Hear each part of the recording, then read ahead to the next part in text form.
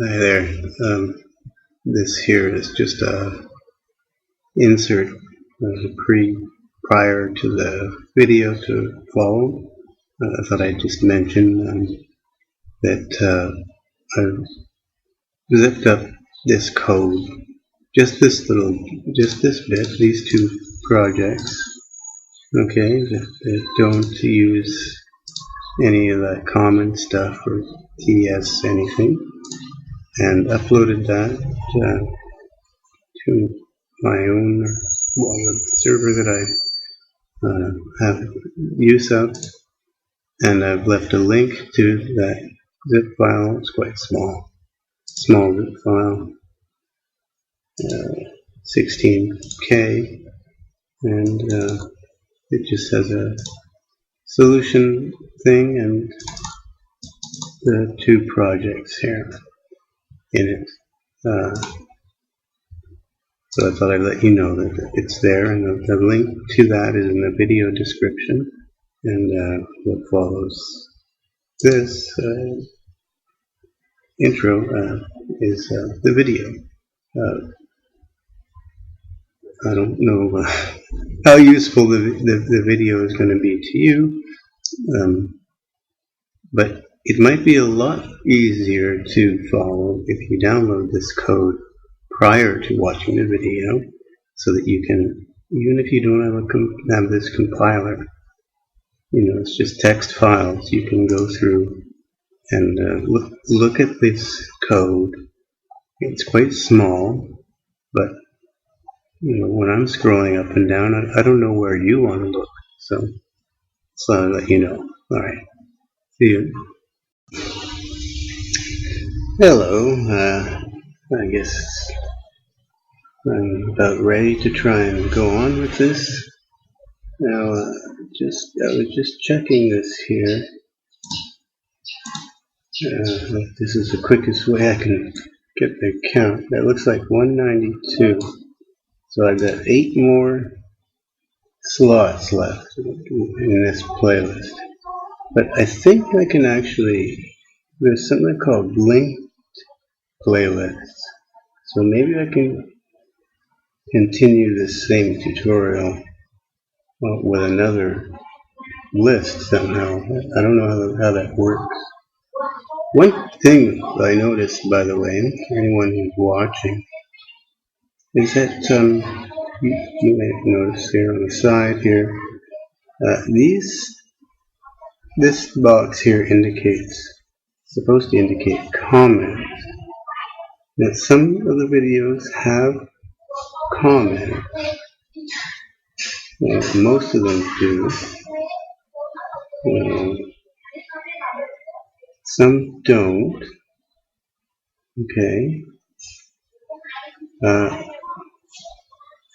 Now, I haven't received any indication of anyone leaving any comments on any video. Like when I click on one of these, I click on this, it says, okay, there's one comment. Well, actually, there is one on that one. My comment. But, well, let's take this one.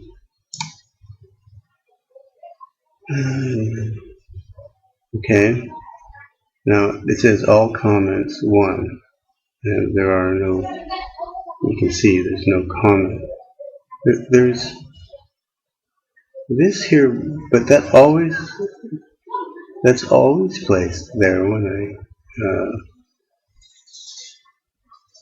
when I publish the video. There's always one of these. I'm sure if you look at one of these ones that have a 0,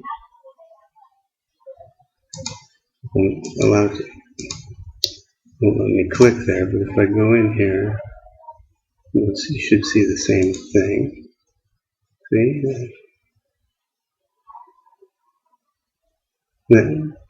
No, that's weird. Well, sometimes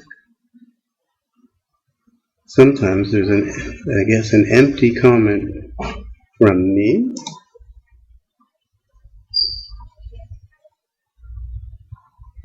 I didn't leave any comment.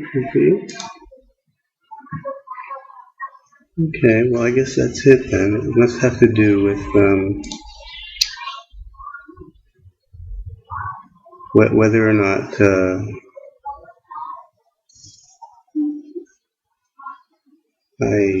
when I published it, if I included a public notify or something.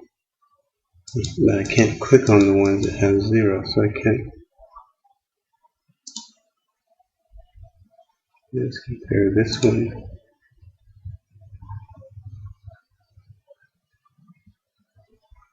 Okay, now there, okay. There's the same thing. This used to be always one of these things. And yet that one was this, and that has a 0 here. So I'm just wondering if some people are leaving comments and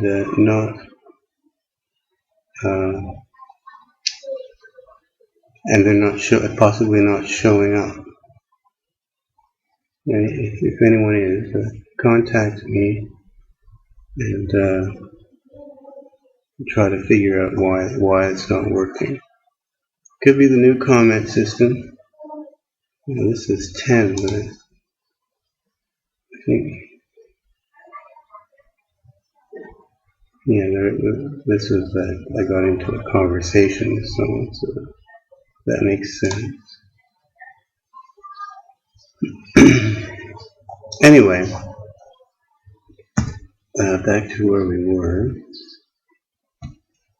So the reason I'd rather continue those on the same list is then I can bring those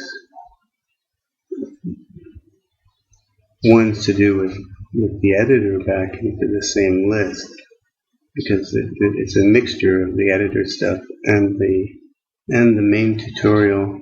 But I wanted to at least, if I've only got so many slots left, I want to try to finish up this tutorial and have it conclude with something. Well, one thing is this calm business, which is an advanced topic. I could do one could do an entire series on calm if one were an expert at it, which I'm not, but I'm actually learning quite a bit now. And a lot of the understanding that I've come across has been between the last one and now, where what I've done is I got rid of I was just initially just trying to get rid of that virtual inheritance. But then in doing so, I had to look more closely at what was going on. Now, these are just utility things, so we won't look at that. This is just, the DLL, this file, DLL main and all this stuff. Okay, well, it might be a little bit important.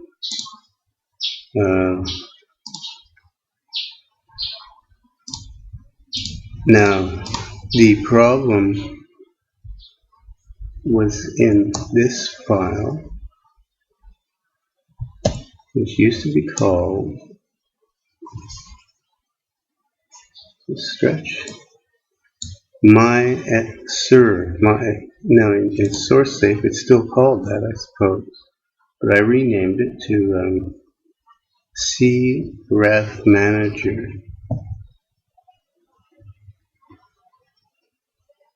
I wonder why. Is it really called that in source safe? Is it supposed to, when you rename, it's supposed to... Alright, no, this is too recent.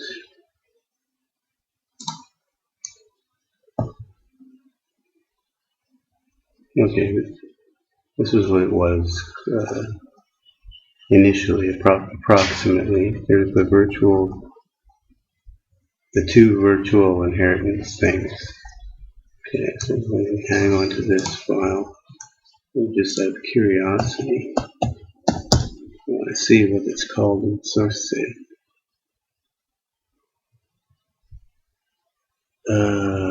Well, the DLL test.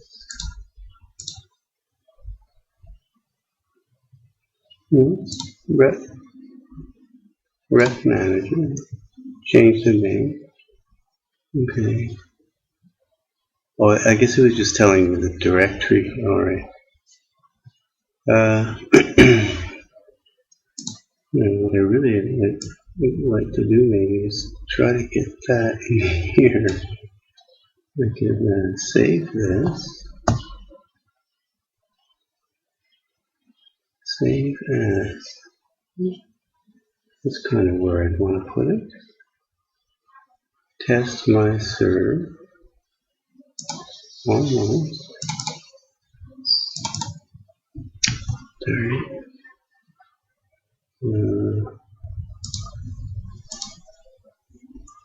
Call it old. What was it called then?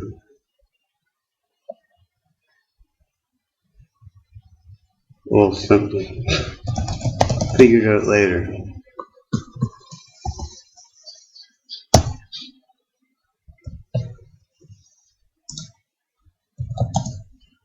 And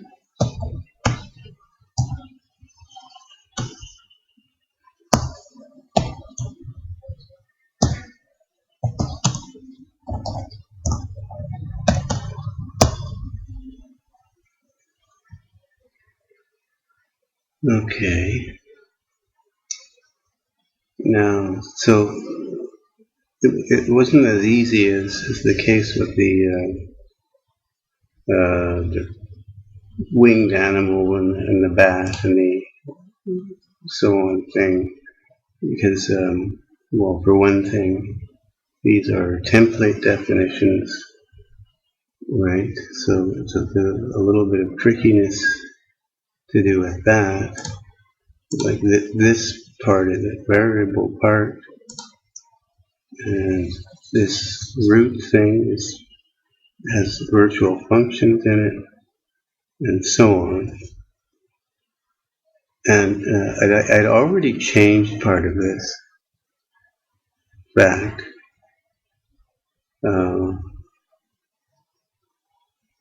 It's the original.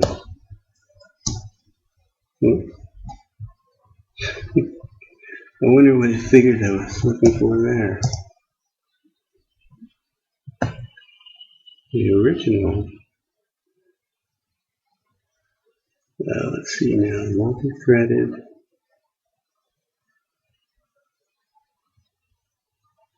I took something and, oh no, it wasn't this file.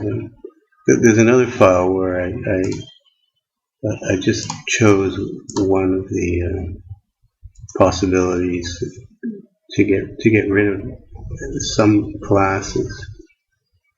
Now, essentially what I've done is I've kind of reverted to this, what it was, single-threaded and multi-threaded reference counters. That's what these things do, right? They increment and decrement references. And this object root thing is a thing that has two pure virtual functions in the regular sense. I don't know if I can find a definition for this. Virtual, standard method call type.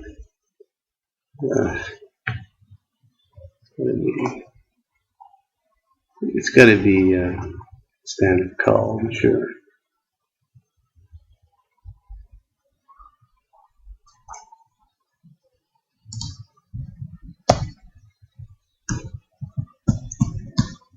Not that it really matters.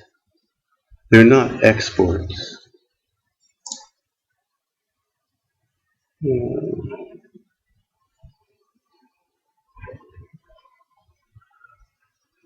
What is the definition? It must be being used in more than one scenario, so the compiler can't seem to resolve it.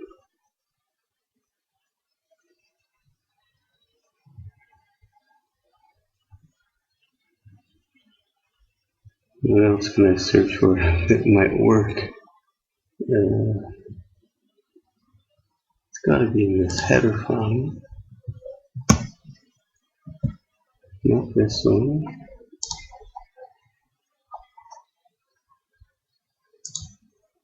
I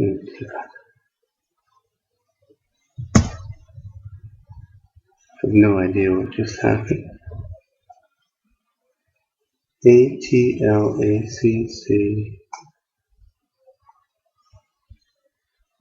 type def.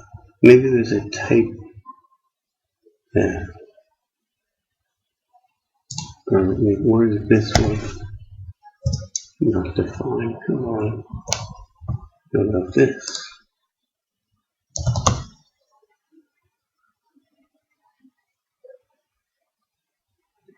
If I close it and hang on, I'll pause the video. Okay, now let's start to say making IntelliSense database.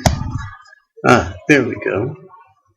Oh, that's V call type, but here it is. Standard call, right? So not cdecl standard call, and we know what that means. It's simply means that it's call cleanup, and pushing is from right to left.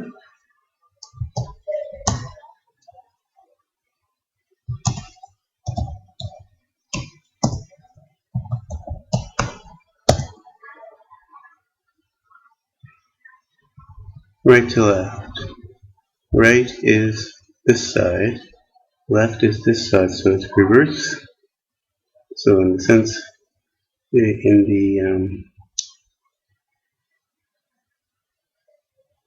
the pushing order, it's the same as C, but the cleaning order is standard call. Same as the Win API.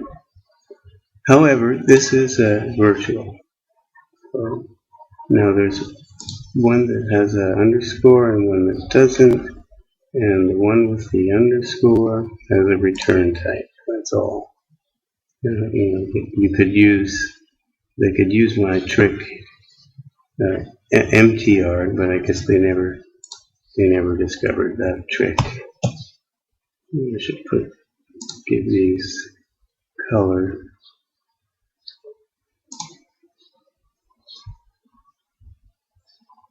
You know my trick. It's for empty things.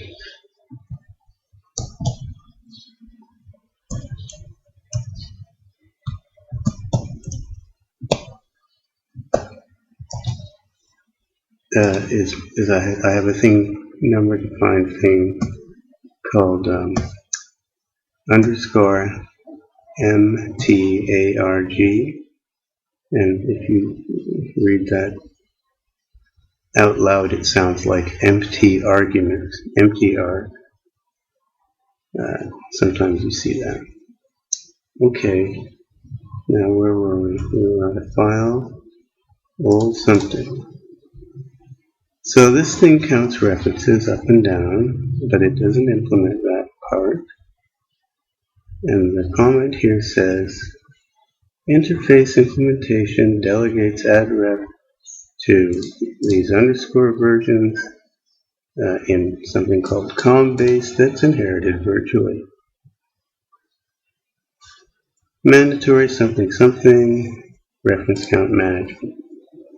Now I got confused with these two, and because they look a bit similar, and eventually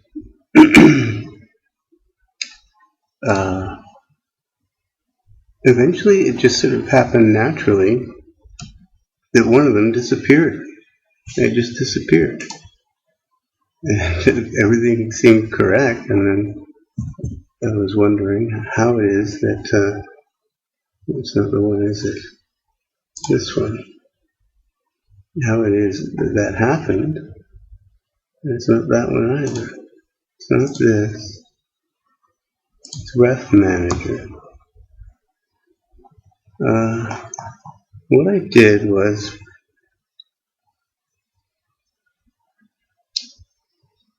okay, here's the old one.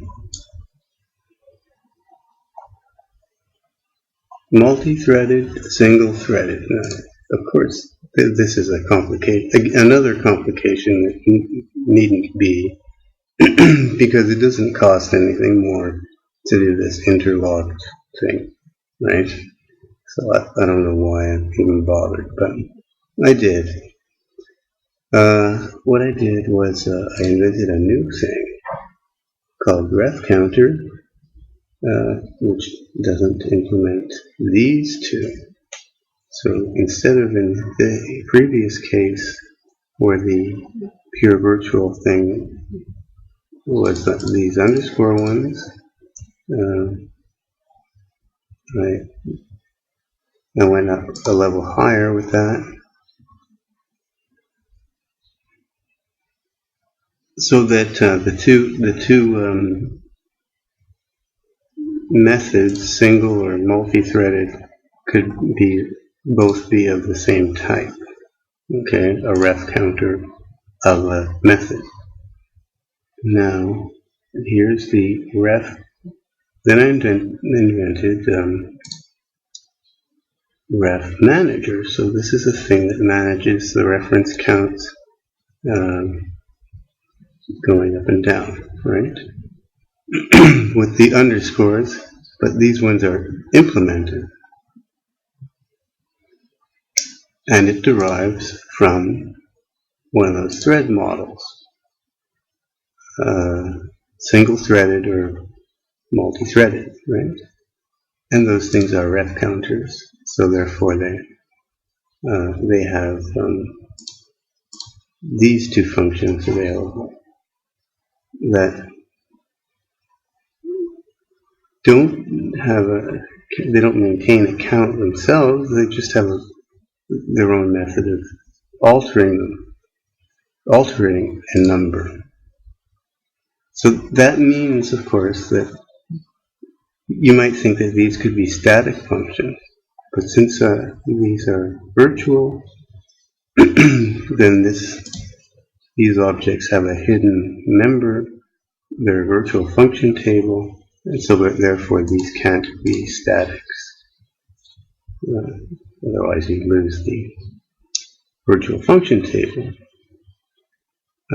So now this thing calls add ref calls increment, and there are two things that get incremented and decremented. One is a member of the struct.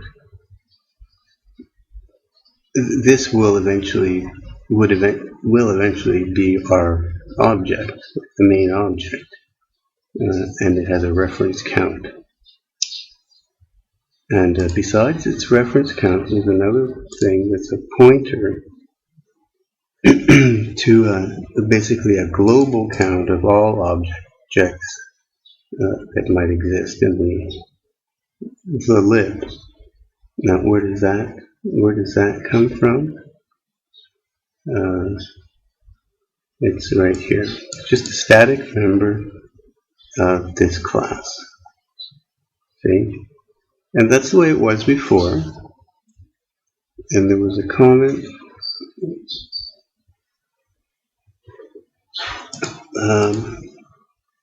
about this. I forget what the comment said. Something like, I didn't want to have static members in the class or something. So instead, this is a static pointer, and the actual thing it points at is not a member of this class, but is in here. In fact, it's defined right here. This long ref this DLL. So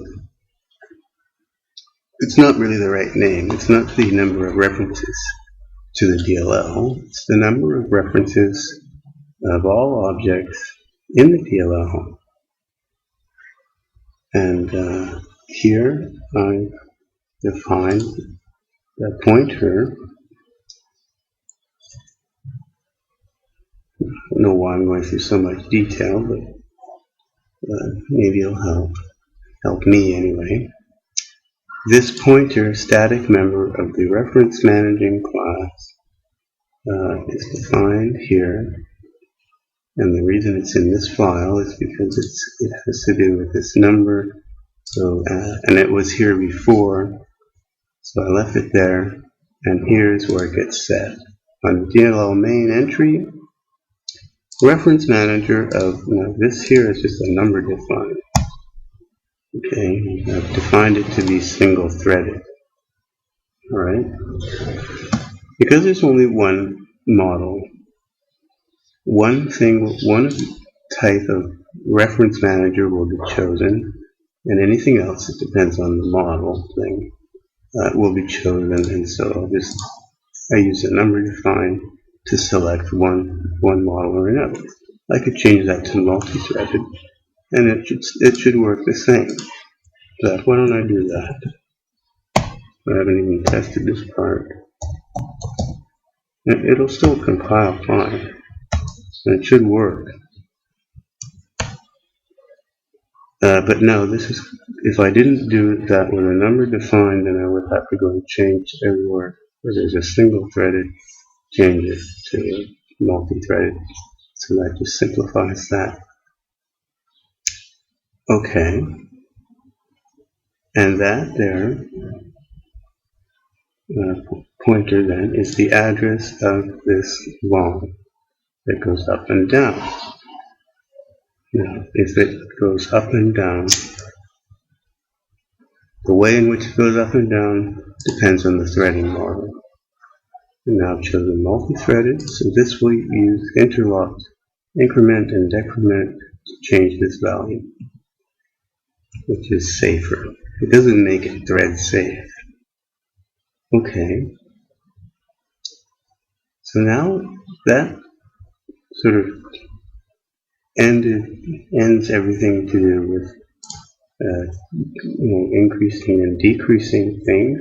You'll notice, by the way, that this reference manager is in charge of deleting the main object when the count when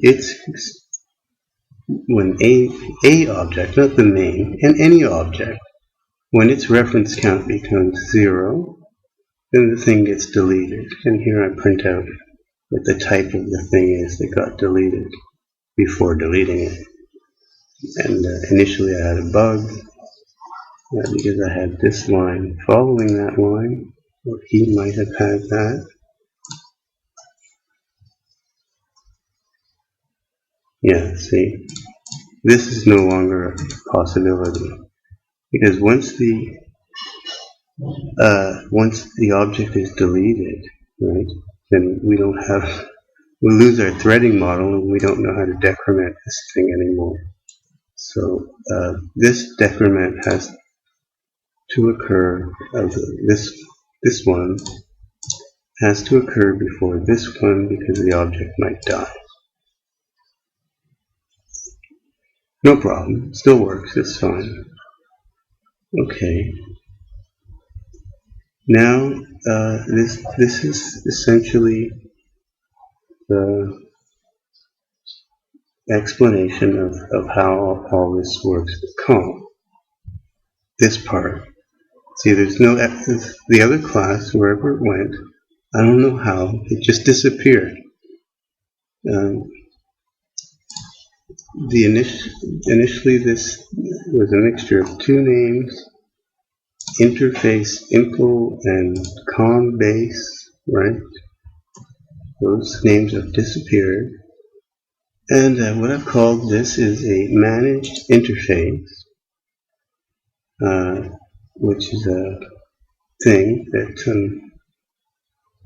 takes two template arguments, a threading model, which is that global thing, and an interface. Now this here is a COM interface, not, but it ends up being C++, but it's a COM object. So it could be this could say I unknown, and that would be fine. Okay. In fact, you can see that this implementation here is an I unknown. It has query interface, add ref, and release, and those are the three. Now, have I shown you that yet? It'll be a few parts. I'll try to do them more slowly, even if I've only got 9 slots. I think I can do that link.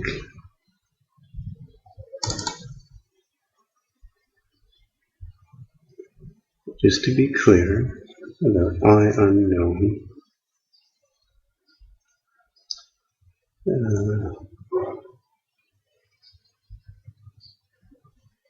Okay, now I wanted to talk about this too, and I did in my last attempt at this. Objects and interfaces, vtables. Well, there's a thing called I unknown. Where is it? Here.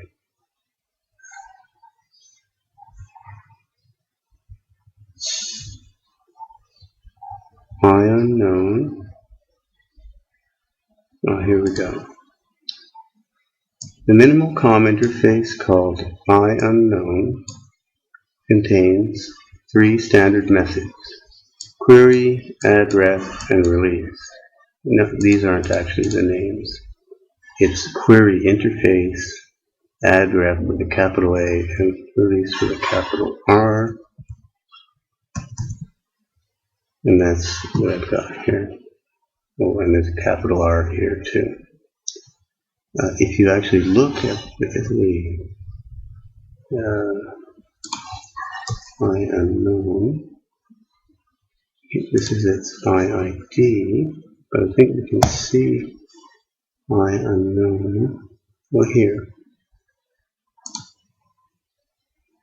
Yeah, this is in that weirdo language, but you get the idea. Begin interface, first function, query interface, add ref, and release. Okay. Now I don't know about what this stuff is at the end interface, but it looks like there's a version of this. Maybe I don't know. I don't know why that's there, but I know that it's these 3 functions. And going back to our thing, here they are. Okay. So this therefore can be and is intended to be a COM interface. It could be I unknown. It could be my interface. My interface. This thing, right? Which derives from I unknown and has 2 extra methods, or it could be something else. In fact, there are 2 things that use this. Now, the reason I've called it managed interface is because it has this reference manager, so it has a way to, through the releasing, you saw that it can be freed, deleted, by calling release enough times. And now there's no more to this file than that. and all I've done by changing that number define was I've selected this ref counter thing over the other. Okay, there's nothing much to that. Now, class factory. This is the thing that I'm starting to understand now, how this works. Now, we just looked at managed interface. That's in here. Right? That's the upshot of this whole file. It is building this class, managed interface.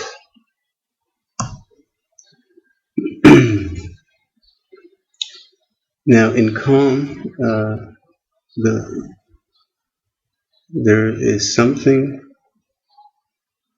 called, there's always something called a class factory. And what a class factory does, what its reason for living is like a little factory to make classes, to make stuff, to make things, to make these things.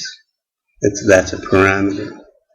That could mean, that could again be this object or something else or whatever.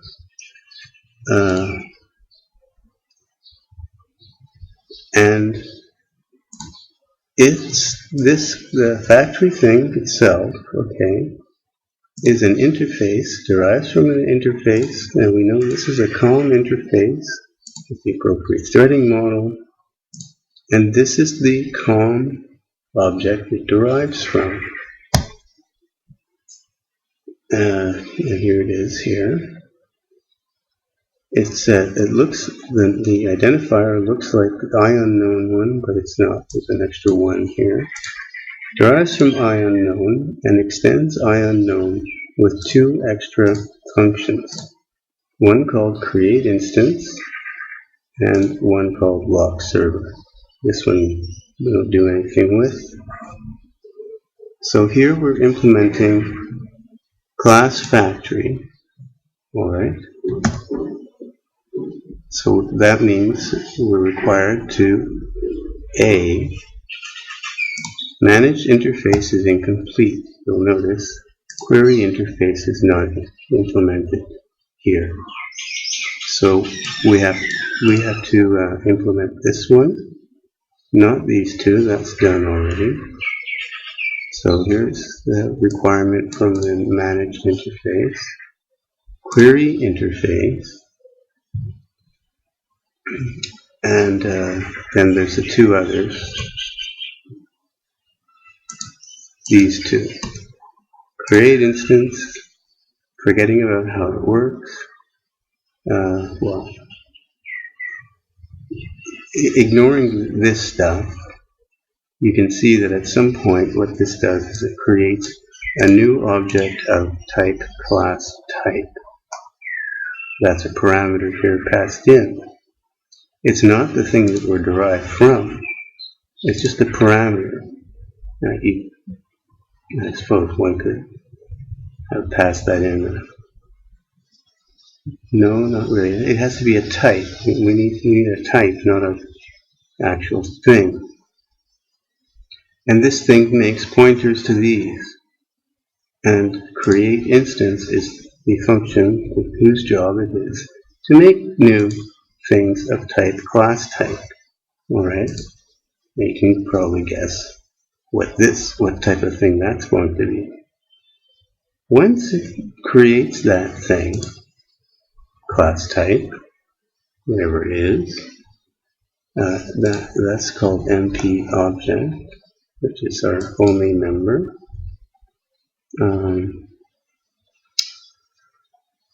We're not done even after we get past through these steps, which is, what are the steps?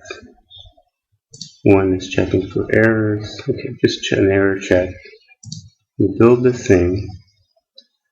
Now, MP object obviously has a function called query interface in it, right? So this MP object here this type has to be at least an I unknown type, right? So it's not just a standard type, it has to be a con type. And then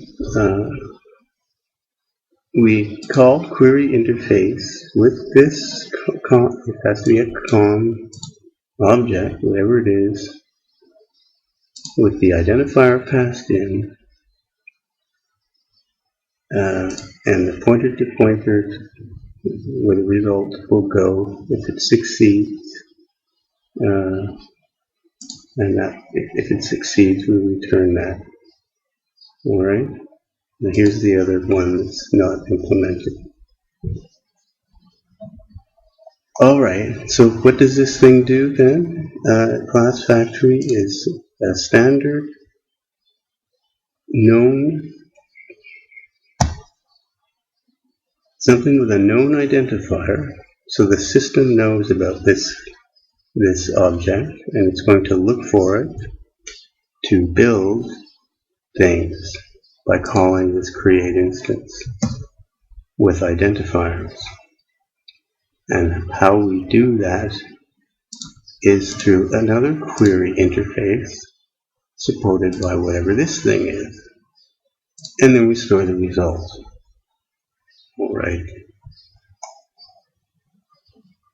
Now that's the way, this is the way that the system knows how to invoke a creation of an object. Because it knows this number, it can it can create anything, and query interface for one of these things, an I class factory, and then call query interface. Oh no, it can't. It has to call this directly. Standard method is, what is that? Virtual. Virtual standard call.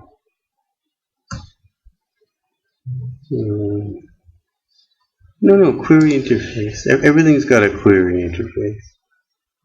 So it knows this class, and it knows this class number, and we've implemented it. And so somehow or other, we can return to the system a pointer to a class factory that the system then uses to pull out other interfaces. Okay. All right. Because that's a lot. But let's just have a look here. Now for our interface, my interface, first look at the header file. This is uninteresting. Well, it shows what the layout is, right? 5 functions, on I unknown and these 2. Here is how we've implemented it. My interface is again a managed interface where the COM version of the COM version of this object is called IMyInterface, which is defined here. So that means we have to implement these 2 functions, and here they are.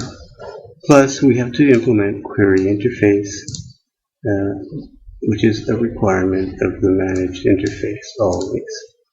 Okay, so there's nothing to this header. How do we do it?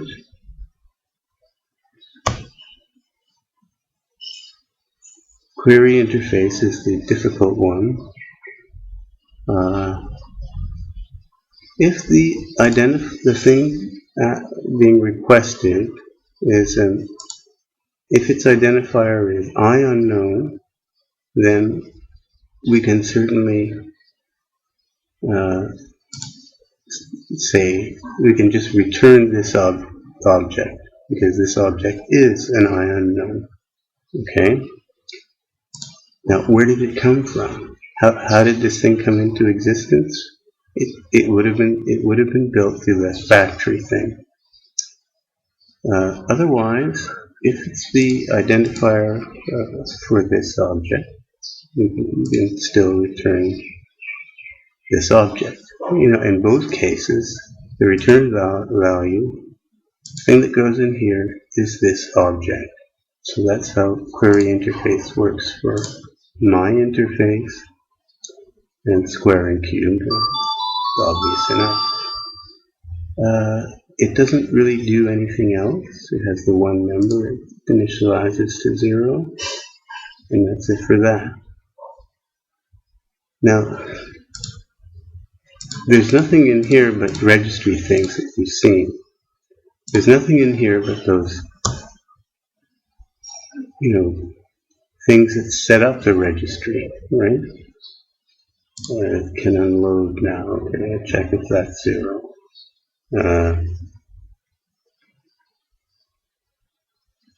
This fiddles around with the registry, puts some numbers in there. There's a utility function that converts a reference ID into a string. We'll change that slightly to emphasize the size of these strings.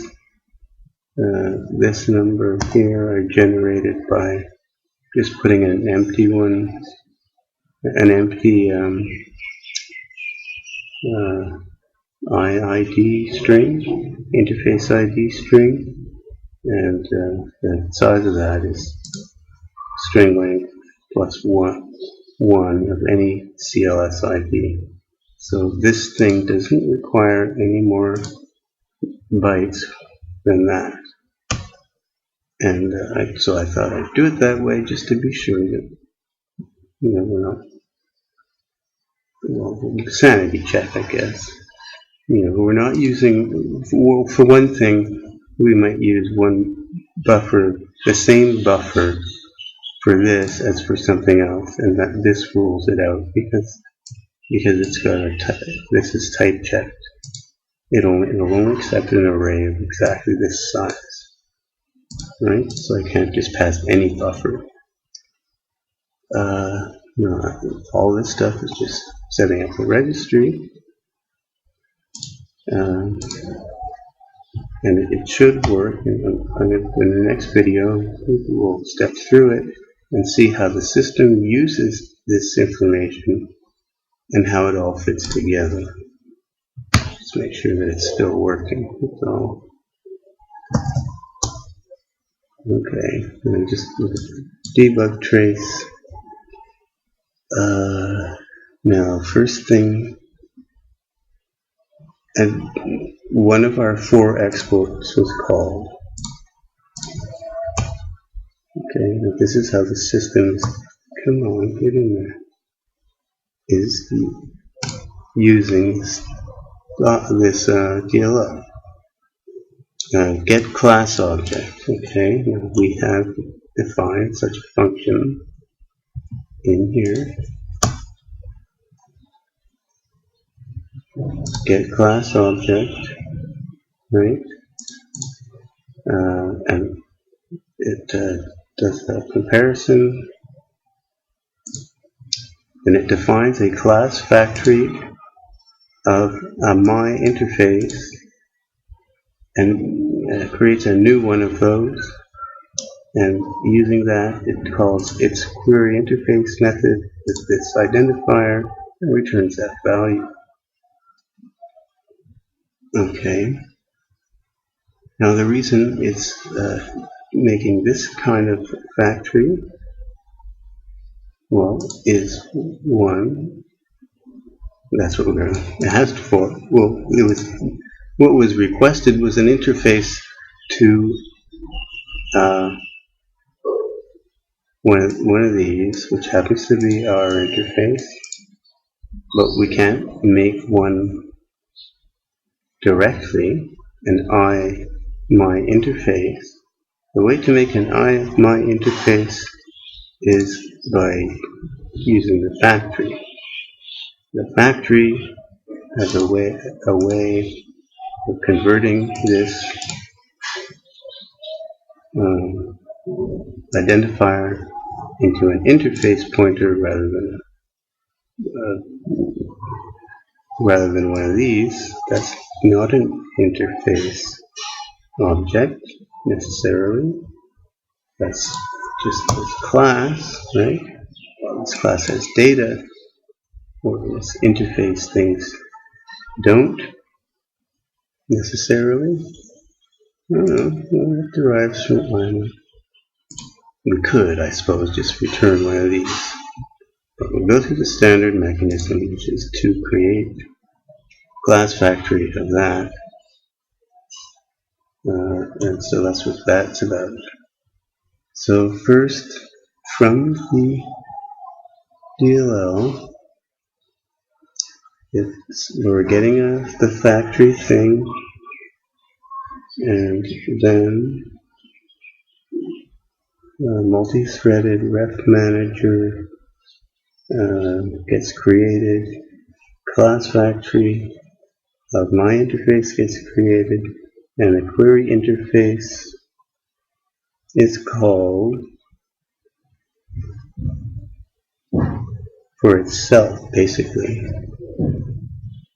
because this is a class factory. Well, it's a class factory, but now it's looking for an interface to a class factory, and that is equal to the thing passed in is a iFactory identifier. So that allows us to add a reference count. So we're about to increment the reference count. 2 increments occur. And the reason for that is one is increasing the global count and one is increasing just the count for that particular object. So the object count is 1. There's one reference to the object, and the total object count is 1. So really there's one object, but 2 numbers indicating it.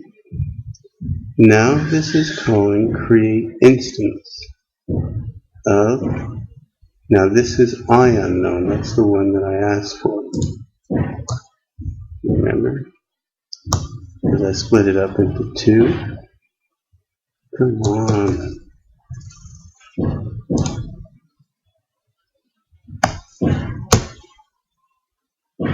I unknown, that's the one I wanted. Okay, new instance of, now a new instance, yes, okay. If you recall, if it asks for an I unknown or a my interface type thing, it's going to create a my interface. They're one and the same thing. Checking if object supports I unknown. So query interface. Now, who's doing that? My interface is doing it. We're adding a reference count. Total object count is 1. There are no references to this new object being created. The total object count is going to go up to 2. There it is. And this object has a reference count of 1. So now there are 2 objects. One is that factory thing, and one is this new thing, and we've got two objects and 2 counts. Now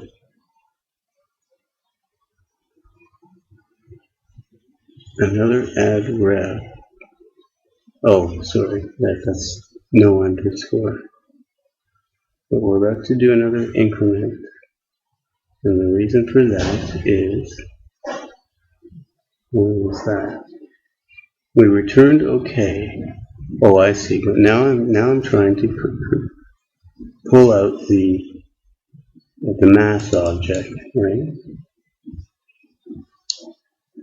So we're about to increment. So it's my interface type that we're looking for. So that means it's on this line. This is the identifier for my interface. Okay. So we're not allocating anything because we already have one. All we're doing is bump up the reference counts of that object. It used to be just unknown. So now this one will turn into a 2, which makes sense. So the total count is 3, 2 counts on that one object. And we're getting a release call. And the release call is the slot line following that, where I get rid of that one. But that's not going to delete anything because we have 2, the count of 2. So we're about to decrement. After the decrement, we're down to 2 and 1 again. And now, class factory, it's done with class factory.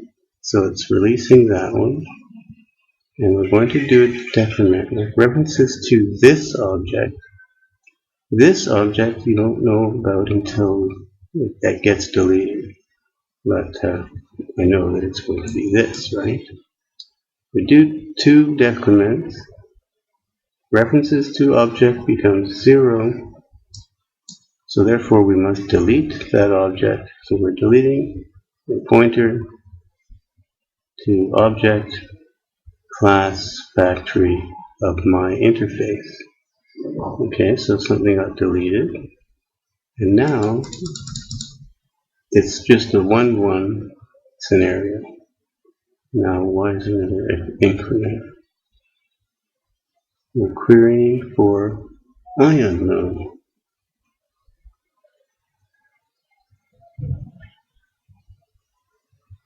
And then releasing it. I don't know why we do that. Alright, next, almost at the end.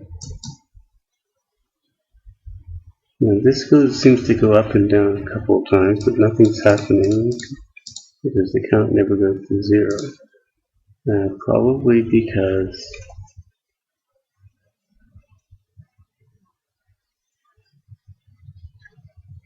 it's all happening after this. Not sure. Now we call the square and the cube, and we want to now release the my interface. We do a decrement. Everything becomes 0, and so we must delete the pointer to class see my interface. Not this thing, but the actual class, the underlying class. That pointer thing that came out of the factory. Factory's dead, but it gave us, before dying, it gave us this. Alright. Now that seems quite complicated, I'm sure. But maybe when we step through it, you'll see that there's nothing complicated about it at all. It's simply table looking up numbers in magic dynamic dispatch tables, calling special functions, supporting the right functions, and everything is flat, and you can see clearly that the layout of things is exactly as expected.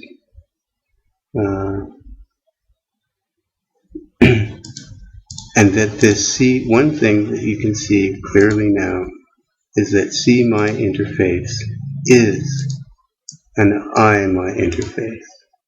So these are these types. These are the same, of the same type. Okay. So the interface pointer and the class pointer are the same. Okay. See you next time.